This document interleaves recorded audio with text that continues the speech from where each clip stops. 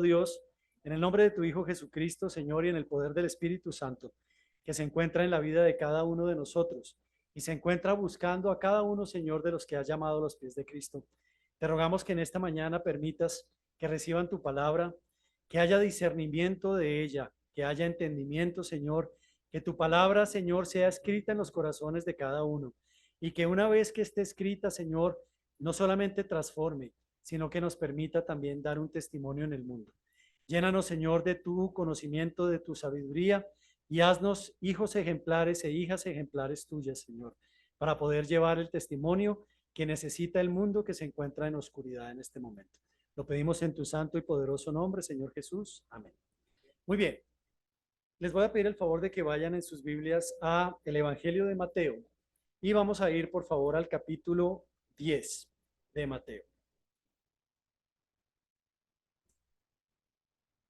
Usualmente en nuestras prédicas presentamos toda clase de doctrina importante de la iglesia cristiana.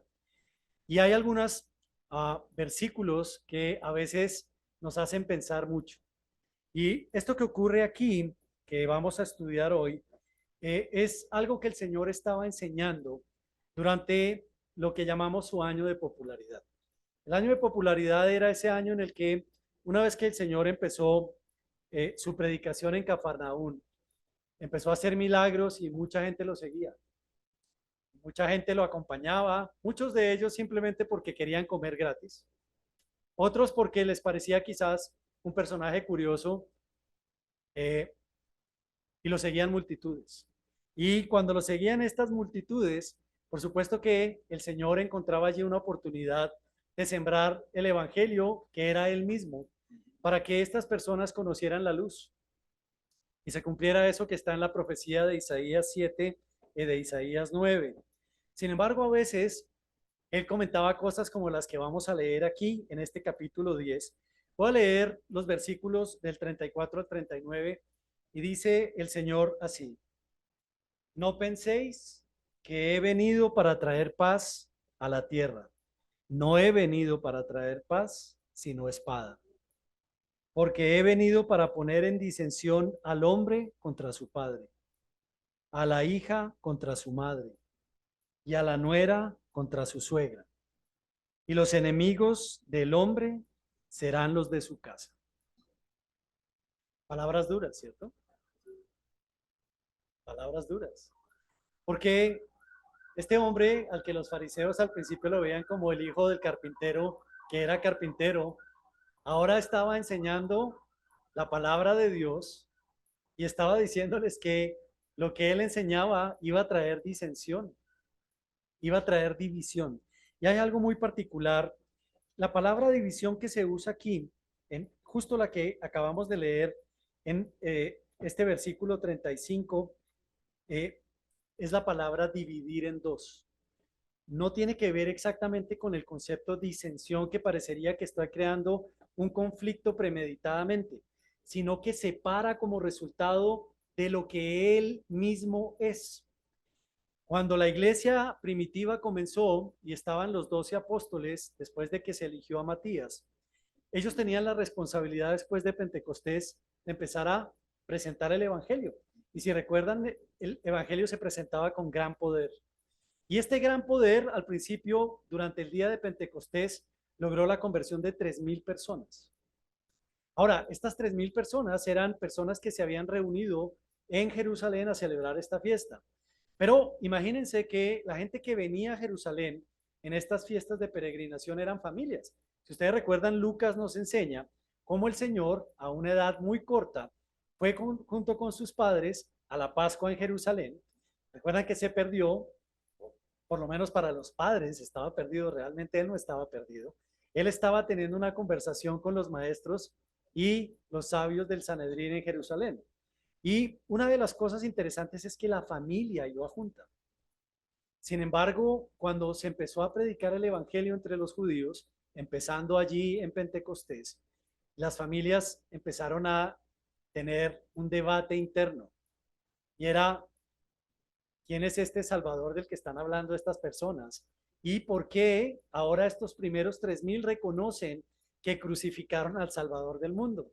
Pero imagínense los otros millones de personas, porque para la fiesta de la Pascua venían millones de personas, igual que para la fiesta de Pentecostés e igual para las fiestas de fin de año, entre las cuales había 3 fiestas consecutivas. Y esto empezó a generar divisiones. ¿Por qué? Porque los judíos tradicionales querían ir a la sinagoga y querían recibir, obviamente, la palabra allí. La educación que habían recibido de los fariseos les indicaba, como enseña Deuteronomio 6, cuando hablamos de escucha Israel, Dios es uno, ¿cierto? Entonces, esto empezó a causar una gran disensión en el contexto que acabamos de decir de la palabra griega que se usa allí. Y los padres, quizás maestros de sus hijos, como era lo normal en la época, empezaban a notar que hijos e hijas empezaban a escuchar del camino, así se llamaba originalmente la iglesia, y empezaban a creer en Cristo como Salvador. Y las familias empezaron a dividir. Pero el tema no terminó allí. Resulta que Dios tiene un propósito y el propósito era que el Evangelio se proclamara. Una vez que el Evangelio se proclamó en Jerusalén, resulta que se dieron las condiciones, no por casualidad, sino porque Dios lo permitió así, que empezara a haber dispersión. Es decir, empezó la persecución contra quienes estaban en Jerusalén y se vieron forzados a salir y empezaron a predicar en otras regiones de Israel. Lo empezaron a hacer los apóstoles. Pedro, si ustedes recuerdan en Hechos, la escritura nos enseña mucho de su predicación. Recuerdan que él fue el primero en predicarle a un gentil que era Cornelio y su familia. ¿Y qué ocurrió? Entonces, en el corazón de muchos de los judíos que tenían una formación tradicional y una enseñanza fariseica, empezaron a tener esta ambigüedad. Cerca del año 60 más o menos, ustedes han visto las luchas que Pablo empezó a tener. De hecho, cuando Pablo regresó la tercera vez a Jerusalén, como resultado de su ministerio en el exterior, fue preso, fue golpeado y fue encarcelado. Y la acusación era que él estaba convenciendo a otros judíos de que renegaran de la fe que traían de Moisés. Entonces, este cisma, es decir, esta división, se empezó a hacer mucho más marcada y llegó al punto en que una vez que se instituyó una cosa que se llamó el ministerio fariseico de Yafne, cuando cayó Jerusalén en el año 70 y Tito la destruyó, él permitió que el sumo sacerdote y los maestros fariseos salieran de la ciudad y ellos se fueron al norte y allá instituyeron nuevamente la universidad de los fariseos, llamémosla de esta forma, y empezaron nuevamente a enseñar la doctrina, pero se encontraron con la herejía de ese Cristo que decían estos otros judíos. De hecho, si ustedes revisan en algunos libros históricos, se van a encontrar que una de las menciones que hace Josefo es que una causa para que Jerusalén fuera destruida por Tito fue la muerte de Santiago, o sea, de Jacobo, del medio hermano del Señor. ¿Y esto como resultado de qué? De la ferocidad a la que había llegado esta diferencia que tenían. Entonces, no nos debemos sorprender cuando el Señor mencionó esto. Recuerden que Él dijo, cielo y tierra pasarán, mas mis palabras no pasarán. Y ellos empezaron a ver cumplidas estas palabras en su generación. Y esto es fundamental porque, ¿qué hicieron después que estos maestros se dieron cuenta y dijeron, ¿qué hacemos con esa herejía? Se pusieron de acuerdo todos y dijeron, vamos a maldecir a los judíos que vengan a la sinagoga y que pertenezcan a esa secta. Y ellos les dieron un acrónimo. Un acrónimo significa que la primera letra significa algo para nombrar a alguien de una forma muy rápida. Empezaron a llamar a los judíos que creían en Cristo los minim, que de hecho en hebreo significa como esos tipos. Es despectivo. Y obviamente estos judíos, criados como judíos, no querían ya volver a la sinagoga. Recuerdan que Pablo, siempre que llegaba a algún lugar, el primero que ir a cualquier otro lugar, siempre buscaba la sinagoga. E iba y enseñaba a su propio pueblo. Pero resulta que cuando empezaron estas maldiciones, los judíos cristianos empezaron a alejarse de las sinagogas y empezó a darse este cisma completo. Si ustedes miran, para cuando el emperador Adriano finalmente destruyó la última rebelión, la rebelión de Simón, el hijo de la estrella, así lo llamaron, el rabino Akiva, que era el rabino más importante de la época, lo consagró como si él fuera el Mesías, por eso lo llamó el hijo de la estrella, porque conocían la profecía que hablaba de la estrella de Belén, del Mesías. Y finalmente, este hombre, Simón, terminó siendo ejecutado por los romanos. Y al rabino Akiva, como lo mostré en alguna ocasión anterior, lo tomaron preso, lo desollaron vivo, o sea, le quitaron la piel y lo mataron. Y hasta ahí llegó la rebelión. Posterior a eso, Adriano echó a todos los judíos de Israel y le cambió el nombre a Jerusalén. Además, desde esa época hasta mayo de 1948, Israel nunca más volvió a ser una nación. Entonces, la división fue profunda, pero la división no terminó ahí. ¿Qué ocurrió en los hogares de los gentiles? Exactamente lo mismo. En los hogares de los gentiles ocurría que se daba la prédica y quizás asistía la madre, escuchaba el evangelio y se convertía. Un ejemplo de estos, si recuerdan, es Lidia. Lidia, seguramente cuando se encontraba allí en el río y estaba Pablo predicando, porque no había en ese momento una sinagoga allí en ese lugar, pues empezó también a crecer la iglesia cristiana, pero también empezaron los padres a sentir que los hijos se movían en una dirección extraña. De hecho, quizás ustedes han escuchado el día de hoy muchas veces que uno va a una familia en donde no todos sus miembros son cristianos, que a veces las madres o los padres dicen, me gustaba más mi hijo cuando era loco, cuando hacía esto y hacía lo otro. Y es extraño cuando uno escucha eso, porque es como si la salvación fuera algo malo. Es como si la naturaleza en la carne fuera mejor que la naturaleza nueva que Dios nos da en Cristo y en su Espíritu. Es decir, la disensión sigue hoy. Muchas veces ustedes ven familias en donde parte de la familia asiste a la iglesia y a los cultos y la otra no lo hace. Y de hecho algunos dicen, no, es que ellos están medio locos. Es que ellos son como raros, ¿cierto? Esa persecución no termina hoy. Esa persecución sigue todavía hasta hoy. Y por eso queríamos empezar y les quiero hacer una pregunta. ¿Quiénes aquí aman a sus padres, a sus hermanos y a sus hijos? Levanten la mano. ¿Cierto? Hemos dicho que el amor no es un sentimiento, el amor es un compromiso. Y quienes tenemos familiares entendemos qué significa eso, ¿cierto? Los compromisos permanecen para siempre, ¿cierto? Y eso hace una gran diferencia.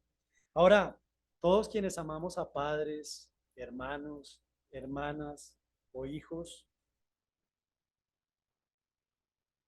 piensen cuántos de sus familiares que ustedes aman aún no conocen a Cristo y no lo han recibido como su Señor y Salvador. Nosotros tenemos un ministerio, claro que lo tenemos, y nuestro ministerio es predicar el Evangelio. Pero, ¿quiénes son los primeros a quienes debemos ir? A los de nuestra primera propia casa. Ellos son los primeros. ¿Por qué? Porque la salvación que Cristo nos ofrece con su sangre, a nosotros no nos costó nada. Es gratis. Y es para vida eterna. Sin embargo, algunos de nosotros en nuestros hogares y en nuestras familias encontramos esos comentarios que mencionamos antes. Esos raros de allá que cantan como si todo el resto del mundo no cantara.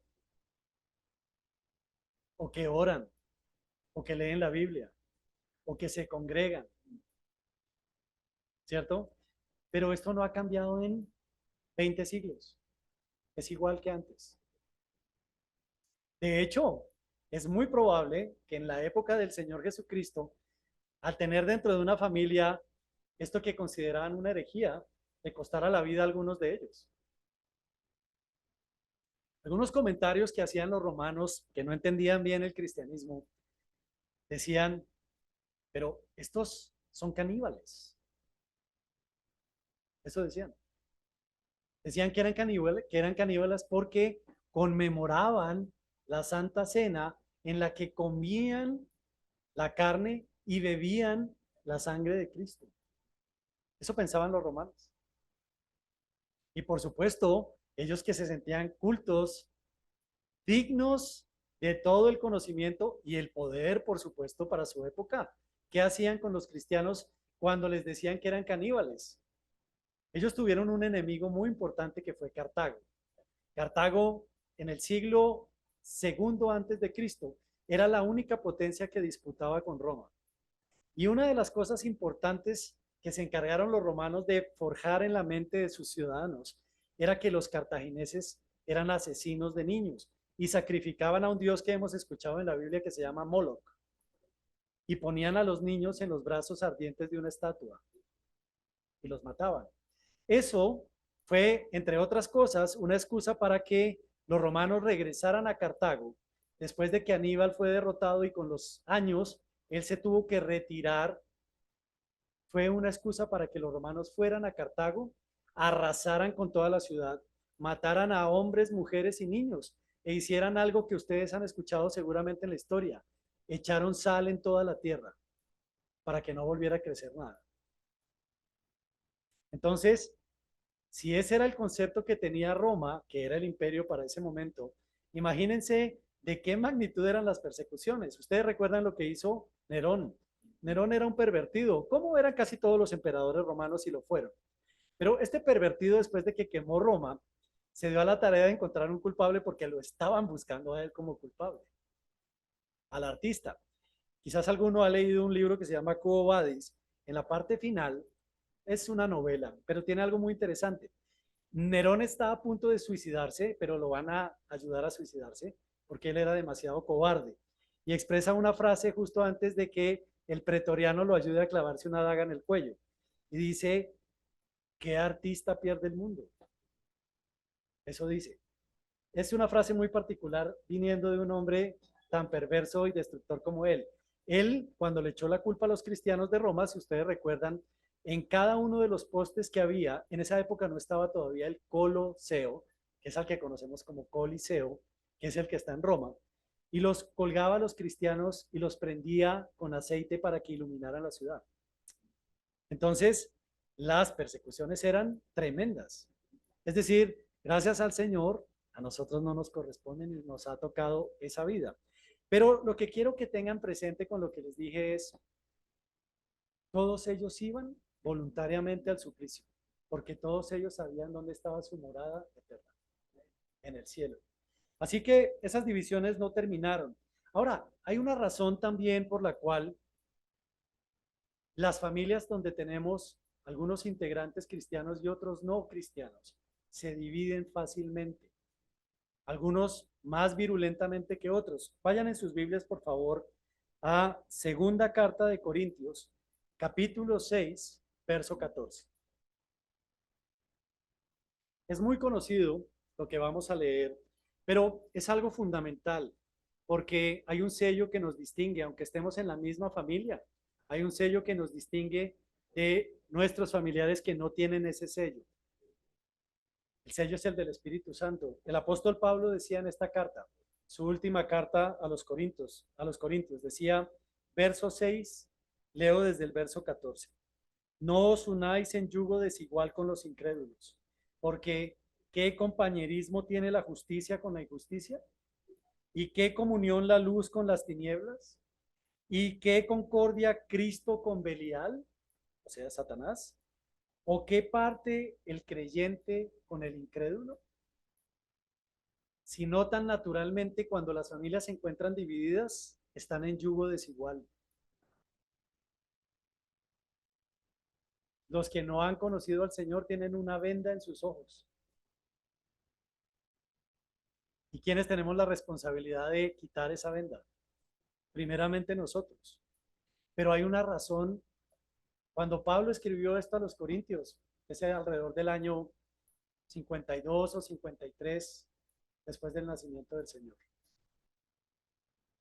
O sea, hace 2000 años venimos oyendo la palabra yugo desigual. Pero aún hoy en día, cometemos los errores y caemos en el yugo desigual.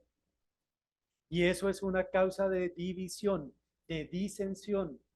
Y es la razón por la que el Señor lo dejó claro en Mateo 10, porque Él ya sabía que esto iba a pasar. Muy bien.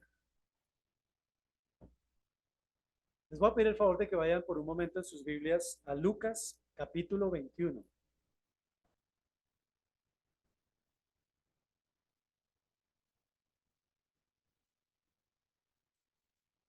Y lo que van a encontrar en ese capítulo es algo que van a encontrar también en Mateo Evangelio capítulo 24 y 25. El Señor va a enseñarle a sus discípulos las cosas que van a venir. Y dice el Señor en Lucas capítulo 21, verso 28. Cuando estas cosas comiencen a suceder, erguíos, pónganse de pie y levantad vuestra cabeza. Miren hacia adelante, miren hacia el frente, porque vuestra redención está cerca. Eso lo pronunció el Señor estando en Jerusalén, 2 días antes de su crucifixión. Y les dijo, cuando veáis lo que va a pasar. El Señor en Mateo 24 y 25, igual que aquí, enseña a todos los que leemos la Escritura acerca de las señales de los tiempos, ¿cierto? En esas señales de los tiempos, para hacerlo resumido, hay 3 señales o 3 tipos de señales. Las señales naturales, las señales políticas y las señales religiosas. ¿Qué son las señales naturales? Terremotos, desastres naturales. Pero simultáneamente habla de las razones políticas, las guerras y los rumores de guerra. Empiezan a ocurrir al tiempo.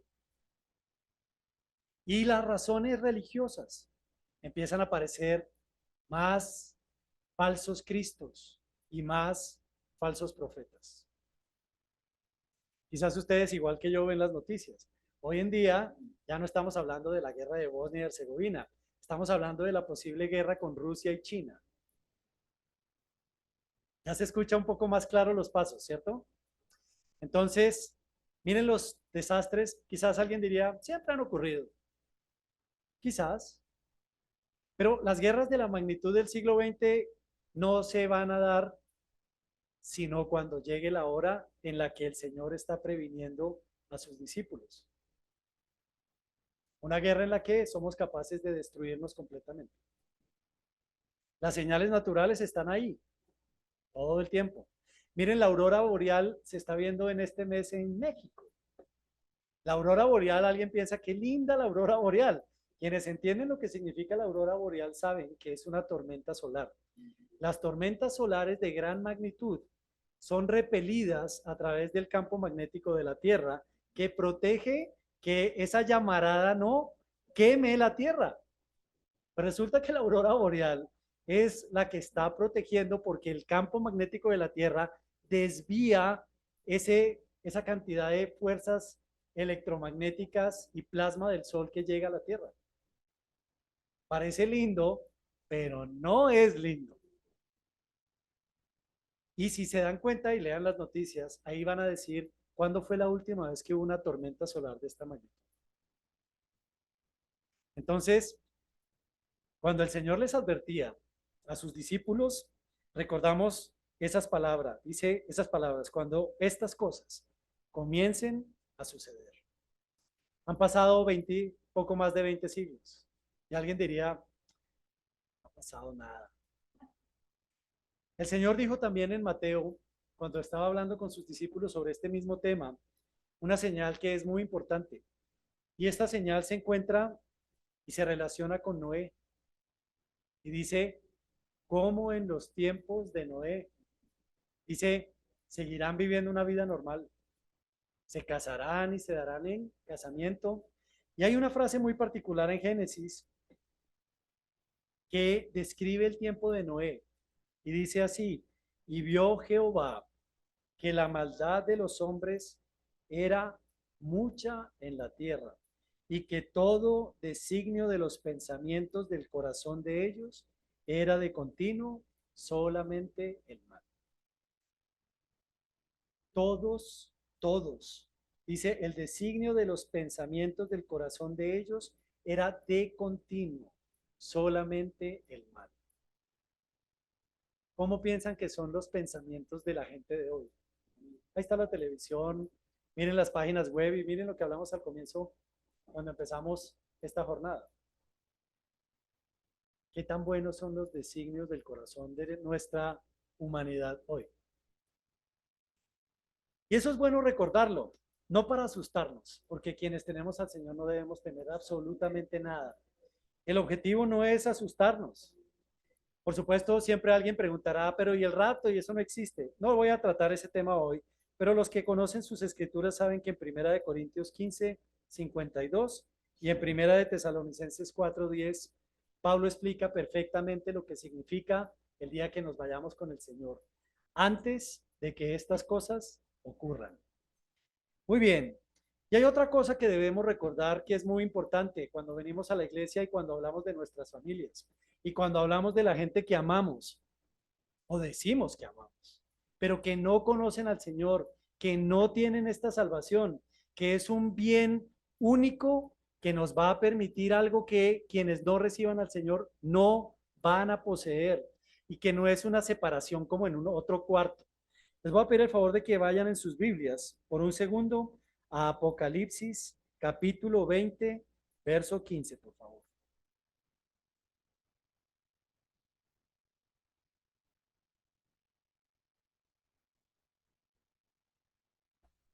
Esto se le ha mostrado al apóstol Juan por cuenta del Señor y quienes están mostrándole en el cielo lo que ocurre. Y dice lo siguiente. Estamos leyendo Apocalipsis 20:15. Y el que no se halló inscrito en el libro de la vida fue lanzado al lago de fuego. O sea, aquí no es, fue lanzado al purgatorio para que pagaran misas o rezaran por él y fueran salvos. No, en ninguna parte dice eso. De hecho, si ustedes buscan el único fundamento para esa doctrina, está en un libro no canónico que no está en nuestras Biblias, que es el segundo libro de Macabeos. Y no se encuentra sustentado en ninguno de los otros 66 libros. No se encuentra sustentado. Y alguien podría decir, bueno, pero es que la autoridad dice que así es. ¿Cuál autoridad? Aquí está la autoridad. Esta es la autoridad. La palabra de Dios es la autoridad. ¿Y por qué es importante recordar que aquí no hay pasos intermedios? El lago de fuego es el lago de fuego. ¿Saben quiénes fueron antes de quienes van aquí al lago de fuego?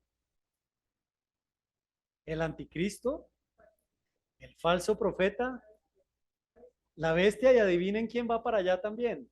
Satanás. La muerte y el Hades también van para allá. Gracias. Ese es el verdadero lugar de castigo. No es un cuarto cerrado con llave, no es la puerta de donde yo alcanzo a verlos allá, los que están con Cristo, y alcanzo a hacerles señales o a cantar un himno desde aquí. No, no es nada de eso. Quiero que miren un momento en sus Biblias, un poquito antes, en, uh, perdón, un poquito después, Apocalipsis 21:8. Es muy interesante, la Biblia siempre se explica ella misma. En el versículo, en el capítulo 21, que es inmediatamente el que acabamos de leer, lo bueno que tiene Apocalipsis es que nos relata los hechos y posteriormente siempre hace una especie de resumen. Mire lo que está escrito aquí en Apocalipsis 21:8. Dice así: pero los cobardes e incrédulos, los abominables y homicidas, los fornicarios y hechiceros, los idólatras y todos los mentirosos tendrán parte en el lago que arde con fuego y azufre, que es la muerte segunda. Pero noten que la primera palabra que aparece son los cobardes. ¿Saben quiénes son los cobardes? Sí, esos son los cobardes y los incrédulos. Esta misma palabra que se usa aquí, que escribió Juan en el griego, que se usa como cobarde, es la palabra que se encuentra en la escritura cuando ellos vienen regresando del otro lado del mar de Galilea y se montan en la barca y el Señor está dormido y empieza la tempestad y se asustan, ¿se acuerdan? Y despiertan al Señor y el Señor usa esta misma palabra para decirles, ¿qué pasó? ¿Por qué están cobardes? Si aquí vengo yo, en esta misma barca vengo yo. Y dice, e incrédulos. Noten que ella misma explica quiénes van al lago y por qué van al lago. Y es una decisión la diferencia. Es una decisión. Y no es nada que dependa de nosotros. Absolutamente nada. Nada bueno que yo haga me puede salvar. Quiero leerles algo. Hay un famoso científico, astrónomo del siglo XX que ya murió. Les voy a leer algo. Puede ser un poquito largo, pero esto lo escribió en el último libro que él escribió antes de morir. Y es el testimonio de un ateo. Y quiero que lo escuchen porque es interesante. Lo que está relatando aquí es, una vez que termina el libro que trata de un tema, digamos que astronómico, él escribe acerca de algo que conservaba en el baño de su casa, que es una postal. Esa postal que tiene él en su baño es una postal que fue escrita en 1912. Ahora les voy a leer lo que dice la postal. Esa postal está firmada por una persona. Y lo que esta persona dice, lo dice un día antes de que el transatlántico Titanic se estrelle con un témpano de hielo y se hunda. Después de que él hace referencia a esta postal, va a agregar algo muy interesante. De hecho, su esposa es quien va a agregar lo que voy a leer. Y se refiere a lo que pasaba en la vida de su esposo cuando su enfermedad ya no tenía cura. Estoy hablando de un astrónomo famoso, ateo reconocido, que escribió esto y adicionalmente de lo que escribió su esposa como epílogo para el libro. Y presten atención a lo que escribió. Dice así, durante años, cerca del espejo ante el que me afeito, he conservado para verla cada mañana una tarjeta postal enmarcada. Al dorso hay un mensaje a lápiz para un tal James Day de Swansea Valley, Gales. Dice así, querido amigo, solo unas líneas para decirte que estoy vivo y coleando y que lo paso en grande. Es magnífico. Afectuosamente, WJR. Está firmada con las iniciales casi indescifrables de alguien llamado William John Rogers. En el anverso hay una foto en color de una espléndida nave de 4 chimeneas y la mención, Transatlántico Titanic de la White Star. El matasellos lleva la fecha del día anterior, aquel en el que el gran barco se hundió, llevándose consigo más de 1.500 vidas, incluida la del tal Rogers. Interesante, ¿no? O sea, él, como muchas personas del mundo que no conocen al Señor, tienen allí un recordatorio. Él también tenía un recordatorio. Voy a seguir leyendo lo que dice. Dice así. Annie, su esposa, y yo tenemos a la vista la tarjeta postal por una razón. Sabemos que pasarlo en grande puede ser un estado de lo más provisional e ilusorio. Así nos sucedió. Dice a continuación, disfrutábamos de una aparente buena salud. Nuestros hijos crecían. Escribíamos libros. Habíamos emprendido nuevos y ambiciosos proyectos para la televisión y el cine. Pronunciábamos conferencias y yo seguía consagrado a la más atrayente investigación científica. Una mañana de finales de 1994, de pie junto a la tarjeta enmarcada, Annie advirtió que no había desaparecido de mi brazo una fea mancha de color negro azulado que llevaba allí muchas semanas. El hombre se dio cuenta de que, de hecho, su esposa se dio cuenta de que algo andaba mal, ¿cierto? Bueno, para hacer la historia corta, este astrónomo ateo muy famoso tuvo que someterse a 3 trasplantes de médula espinal, incluidos donantes de su propia familia. Él confiaba en la ciencia y pensó que los 3 trasplantes lo iban a salvar. Déjenme leerles el final de la historia. Esta parte de la historia la completa su esposa cuando escribe el epílogo sobre lo que pasó. Dice, ella se llama Anne, ese es el nombre de ella, por eso dice Annie. Dice, desmintiendo las fantasías de los integristas, no hubo conversión en el lecho de muerte, ni en el último minuto se refugió en la visión consoladora de un cielo o de otra vida. Para él solamente importaba lo cierto, no aquello que solo sirviera para sentirnos mejor. Incluso en el momento en que puede perdonarse a cualquiera que se aparte de la realidad de la situación, él se mostró firme. Cuando nos miramos fijamente a los ojos, fue con la convicción compartida de que nuestra maravillosa vida en común acababa para siempre. Así termina el libro. Entonces, alguien diría murió en su ley, ¿cierto? Esa es una palabra que usamos. ¿Cuánto le costaba haber recibido al Señor? Él no tenía que hacer nada, pero él tomó su decisión. Ahí, lo interesante cuando uno lee estos testimonios es que a veces los dejan escritos como lo dejó este astrofísico famoso. Y nos preguntamos, ¿qué hay de glorioso en morir sin Cristo? ¿Qué hay de glorioso en pensar que todo terminó aquí? ¿Qué hay de glorioso en pensar que solo tenemos este cuerpo? El orgullo, la vanidad, ¿cierto? Muy bien, gracias. El mensaje está claro. Ahora hemos hablado de cuál es la condición de algunas de nuestras familias donde no tenemos a toda la familia conversa.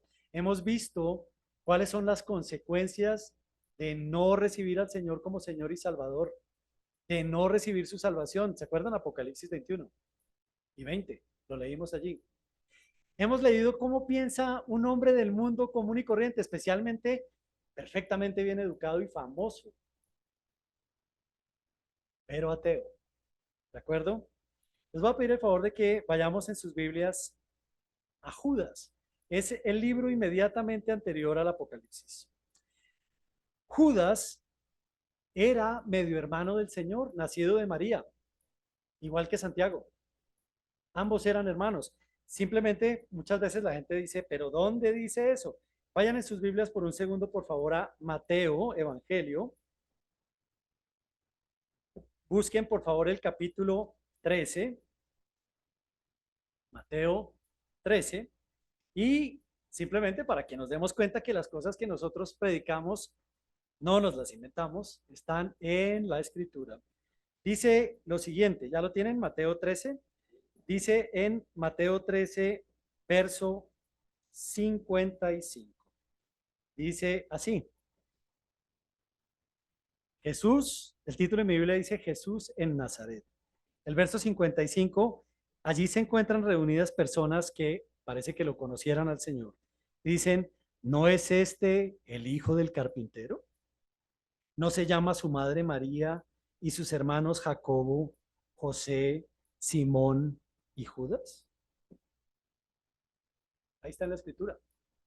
Ese es el nombre de sus hermanos, nacidos de su madre María. ¿De acuerdo? Entonces, ahora nos vamos a centrar en la carta de Judas.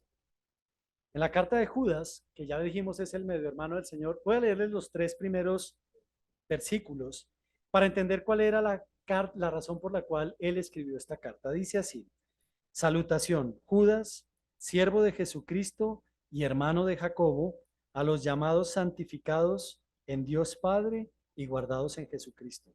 Misericordia y paz y amor os sean multiplicados.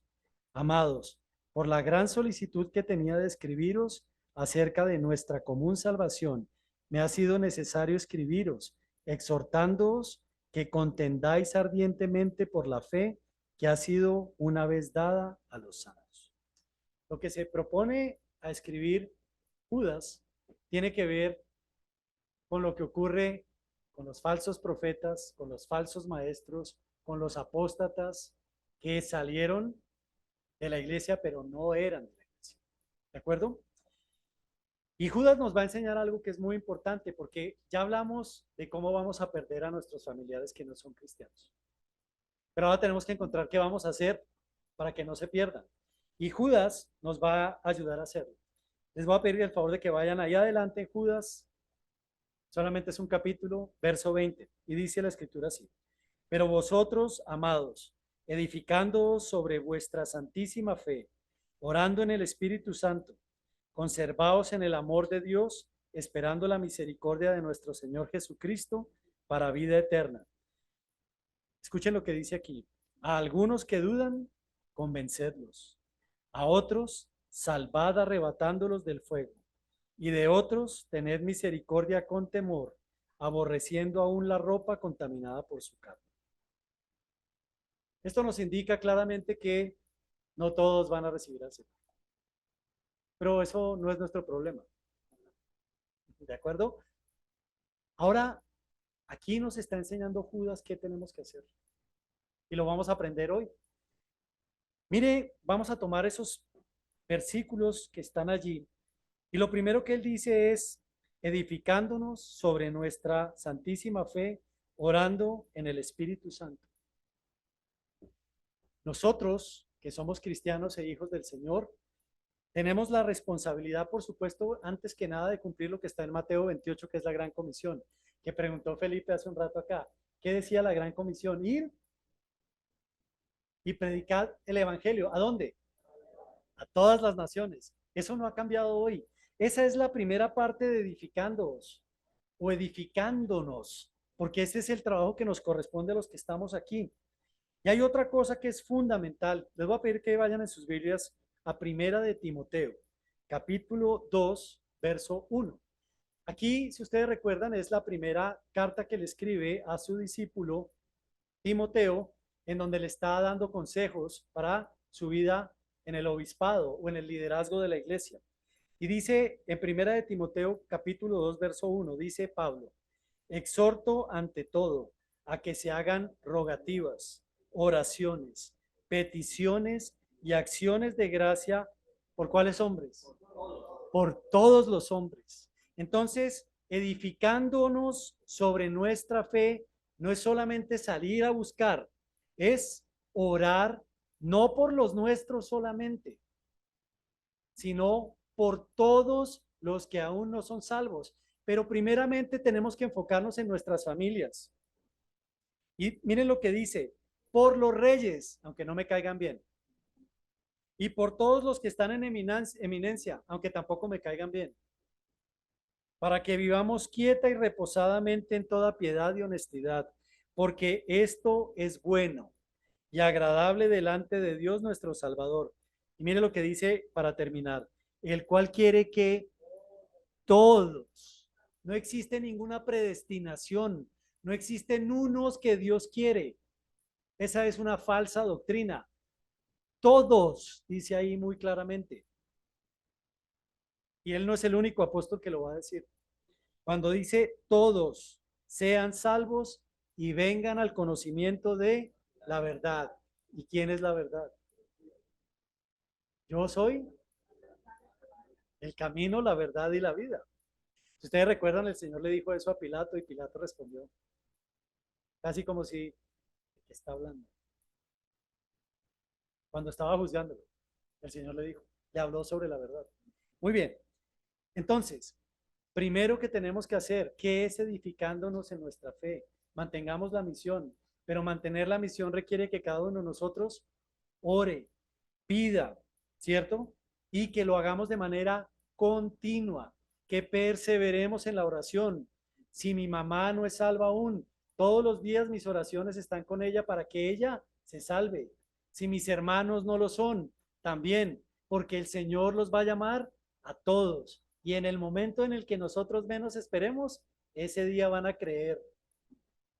Y ese día se van a salvar. Y no van a terminar donde dijimos en Apocalipsis 20. Segunda, conservándonos en el amor de Dios. Mire que hay algo interesante aquí. Les voy a pedir que vayan en sus Biblias, por favor, a Romanos capítulo 15, verso 1.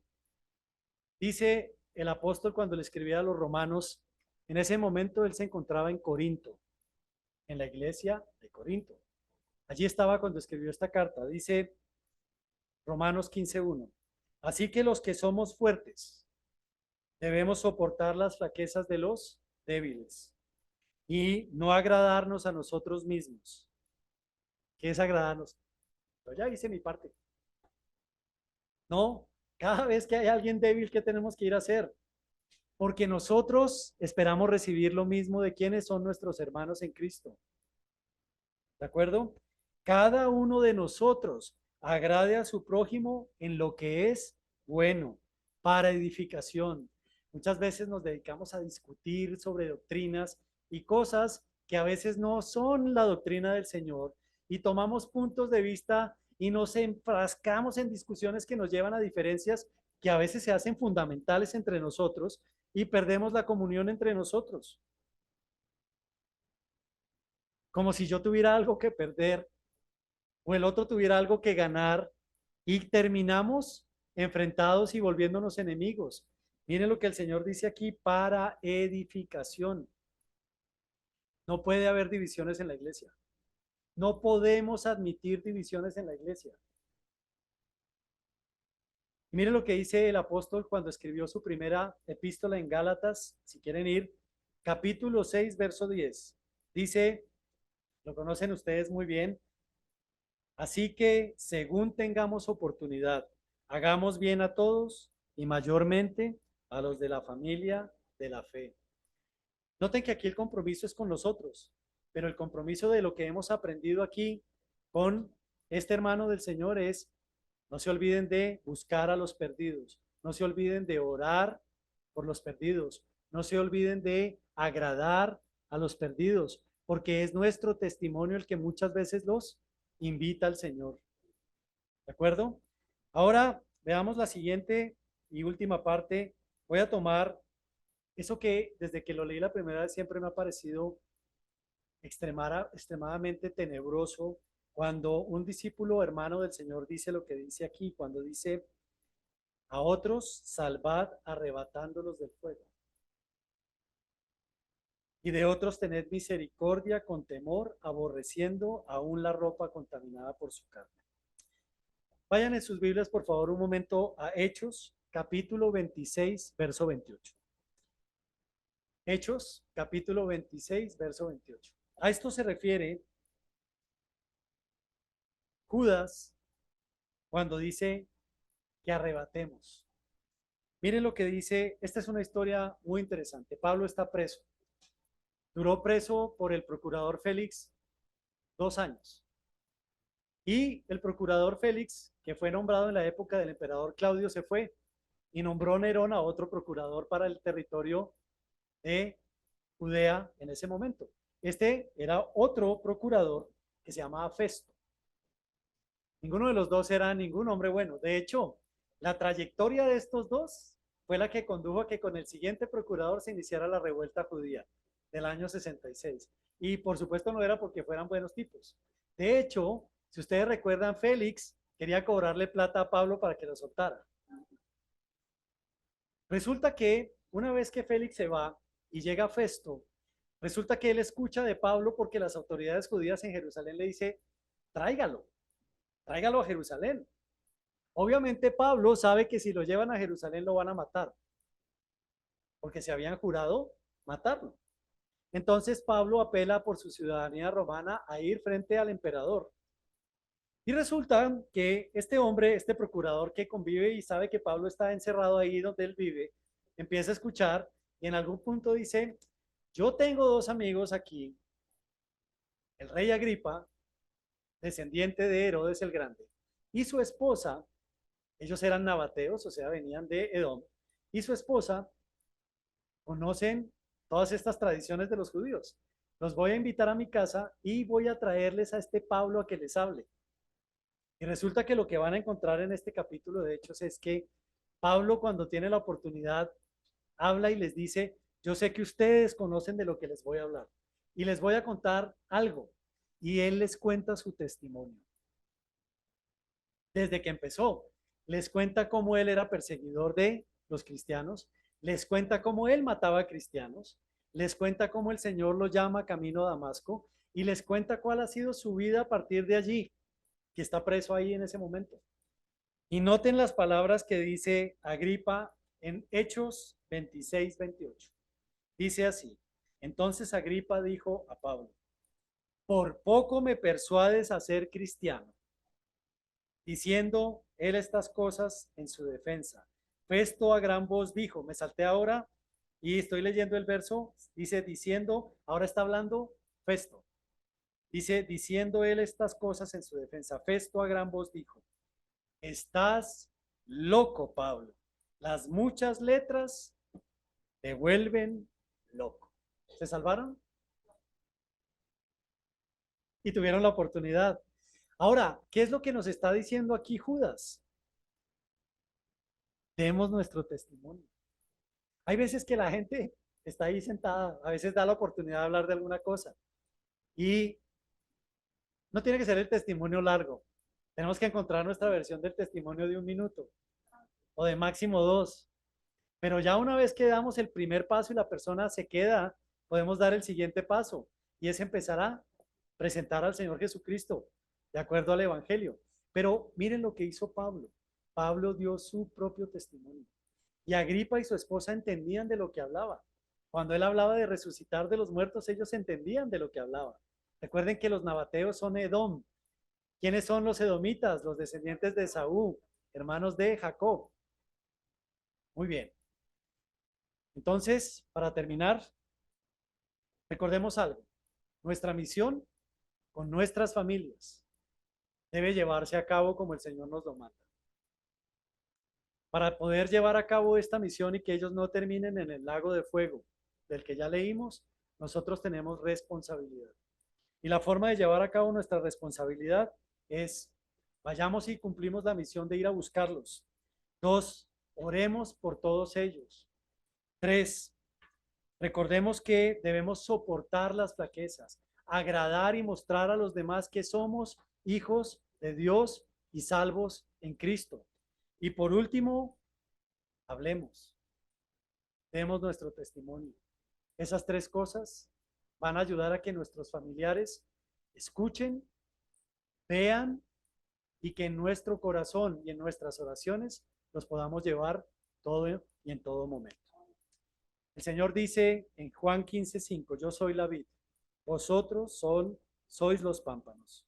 El que permanece en mí y yo en él, este lleva mucho fruto, porque separados de mí, nada podéis hacer. Vamos a orar dándole gracias al Señor por este tiempo.